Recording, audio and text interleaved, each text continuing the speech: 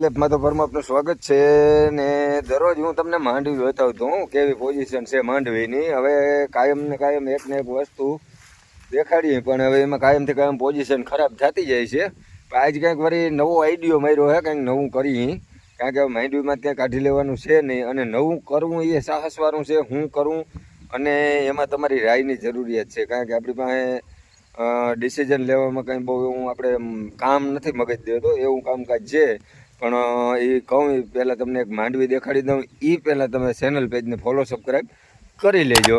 કારણ કે માંડવીની કાયમથી કાયમ દીથી દી પોઝિશન ખરાબ થતી જાય છે. આ આપણી માંડવી છે, 50% વહી ગઈ છે ને આ એ બધી ઊંધે કાંધ છે. જેમ ઓલું દવા ચડી ગયેલ માણસ કેમ દવાખાનામાં પડ્યો હોય એવી રીતે પડી છે.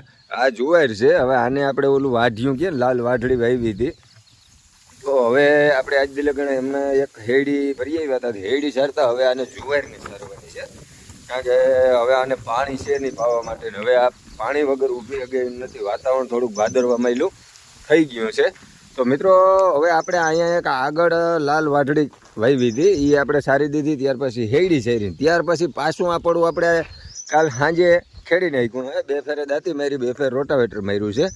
હવે આપણી પાસે પાણી કંઈ જાજુ છે નહીં, બરાબર. હવે પાણી નથી એટલે આપણે થોડોક અભિપ્રાય લેવાનો હોય. કારણ કે આમાં એક વખત આપણે ગોંધરી વાવી લીધી એટલે બધા એમ કહેતા હોય ગોંધરી વાવેલું હોય ને એમાં પાછી ગોંધરી થાય નહીં, બરાબર. હવે મકાઈ વાવીએ તો આપણી પાસે એવડું પાણી નથી. ગોંધરી વાવીએ તો ગોંધરીવાળામાં ગોંધરી થાય નહીં.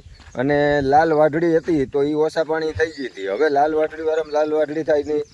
ગોંધરી વાવીએ તો એને પાણી થોડાક વધારે જોઈએ અને મકાઈને તો પુષ્કળ પ્રમાણમાં પાણી જોઈએ. એટલે હવે કરવું હું એ કાંઈ ખબર નથી. હવે તમને હજી એક બીજી માંડવી દેખાડી દઉં. આપણે રમેશભાઈની માંડવી છે. અબે જલ્દી બોલ. આમાં આ માંડવી છે ને થોડાક દી પહેલાં પારા નહોતા દેખાતા, ધીરે ધીરે બેહવા માંડી છે. અને અટાણે જો હાવ આમ લાંખો મારી ગઈ છે. અને હવે મારી વાયુનું તરિયું તમને બતાડી દઉં એક ફેર. અમેરિકા ક્યાં કહેતા હતા? क्या हो तुम?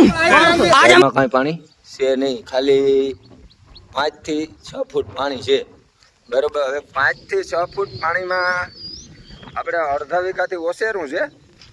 અડધો વીઘો ના થાય, ટૂંકમાં 11-5 થાય. પણ 2 ફેરે રોટાવેટર હાલેલું છે, ખાતરવાળું છે, બળવાળું છે. એટલે આમાં પાણી પુષ્કળ લે છે. એટલે એક પાણીમાં ગમે એ ઉગી જાય. પણ ઉગી ગયા પછી આને પાણી તો કાયમ આપણે જોવે જ. તો હવે વસ્તુ એ મહત્વની એ છે કે હવે આમાં વાવવું તો વાવવું હું. કારણ કે ખ્યાલી મિત્રો હોય ને ખબર હોય વગર પાણીએ ઓછા પાણીએ થાય નહીં એવું કંઈક વાવવાનું છે. જુવાર, મકાઈ, લાલ વાઢડી અને ગદમના નીના ઓપ્શન છે જ નહીં. કારણ કે એને ધરવધરો પાણી જોઈએ. આપણે પીવાનું અને આને પાવાનું બે પાણી એક જ છે. અને હવે આપણી પાસે માલને આટલું છે, એમાં જુગાર ખેલવાનો છે. થાય તો થાય, ના થાય તો કોઈ ગેરંટી નહીં. એવી રીતે વાવવાનું છે. વાવીને મૂક દઈએ. કારણ કે આપણી માંડવી ફાઇનલ વહી જાય, હવે રહે નહીં માંડવી. એટલે હવે ખાલી માલ સારું થઈ અને આપણી પાસે 14 ઢોર છે. ઢોર માટે થઈ અને જે કંઈ પણ વાવીએ એના માટે શું થાય. કારણ કે આપણે આ બગીચો હોય ને આ ઝાડવા નથી પાયા ને એને લગભગ અંદાજિત 20 દિવસ જેવું થઈ ગયું છે. કારણ કે આપણી પાસે પાણી છે જ નહીં. તો હવે એક એ સજેશન આપો કે આમાં હું વાવવું, કમેન્ટ કરીને જરાક જાણ કરજો. કારણ કે માંડવી આપણી ફેલ છે.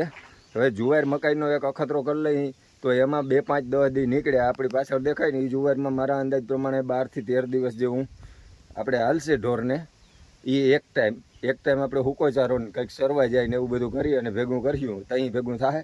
તો હવે આમાં ખાલી કોમેન્ટ કરી દેજો કે ભાઈ આમાં ગોંધરી વાવું, મકાઈ વાવું કે ચારો વાવું. હા, ઓછામાં ઓછા પાણી થાય. મારા અંદાજથી 3 પાણી જડી જાય તો નામી. વરસાદ નહીં થાય ને તો, અને વરસાદ થઈ જાય તો ગમે એ વસ્તુ થવાની છે. તો કોઈ શંકાનું સ્થાન નથી. તો મિત્રો વિડીયો કરી દેજો શેર અને કમેન્ટ કરવાનું ભૂલતા નહીં. તો મળીએ નેક્સ્ટ વિડીયોમાં.